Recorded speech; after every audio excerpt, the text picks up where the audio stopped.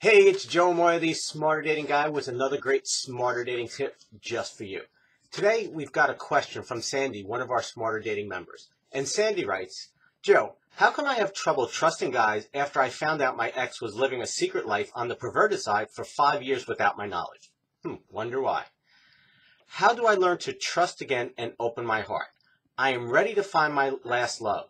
But unfortunately, I keep having granola dates, as I call them. You know, the fruits, nuts, and flakes. Love that phrase.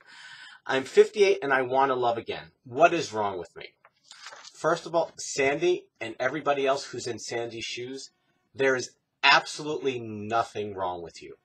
You're simply a human being who's been hurt. You know, if you stick your hand in a fire and you get burned, you realize that hurts and it leaves an impression on your mind. I'm going to go out on a limb and assume that you've invested a lot more than 5 years with this guy. And then also you find out that he's living this other life. You'd be inhuman if that didn't rock your world. But here's the key. The key is you now have a choice to make. You can take the low road or you can take the high road. So what's the difference? Well, the low road is you can continue to blame that son of a bitch for what he did to you and how it affected you and how it screwed your life.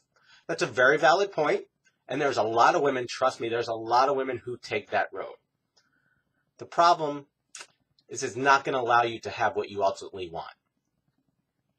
Or you can take the high road. And what you can start doing is you can learn how to open up your heart again. Okay, again, it's no different than a 2-year-old who puts his hand in the fire when he's little. Okay? Now, if he continues to keep his hand away from that fire, he can keep himself from experiencing a lot of good things. So you have to learn how to utilize the right choices and the right decisions. And so what I found, there's really 2 ways of doing that. The first thing you want to do is you want to take a relationship inventory.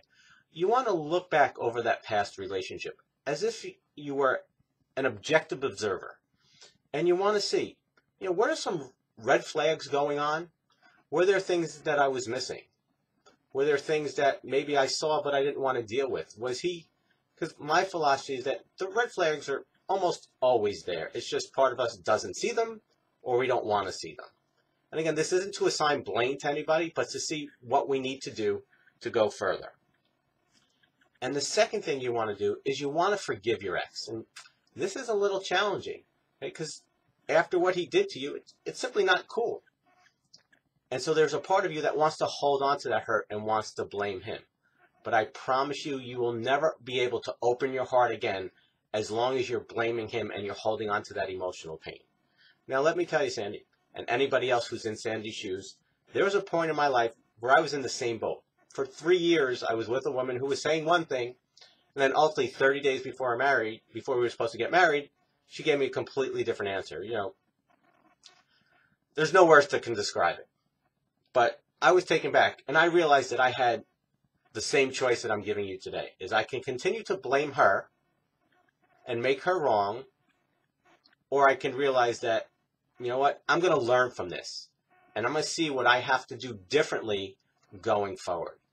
And that relationship inventory really helped me to get honest and take a good look in the mirror and see what role I played in it.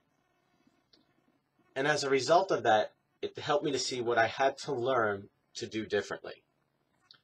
And there was that part of me that realized, because I saw so many people, I had an aunt who actually wasted 50 years of her life blaming her ex-husband, that son of a bitch, as she used to say, for how he screwed her over. 50 years. And I promised I wasn't going to be one of those people. So I was going to take ownership for the role that I did play, and then I was going to learn to see what I had to do different. So what I want to do is give you a quick little recap. Number 1, if you're having trouble and you've been screwed over and you're having a hard time opening up again, there's absolutely nothing wrong with you. You're simply a human being on this journey. One thing I want you to get from my message is that we think we're all different. We think our experiences are unique, but they're really not. There's hundreds and thousands of people who go through almost the same exact experiences. And that's the good news, because if they can overcome it, and a lot of them do, so can you. And so the second thing you must realize is you have a choice to make. You can take the low road or you can take the high road. I'm never one to tell anyone what to do because it's your life. It's your decision.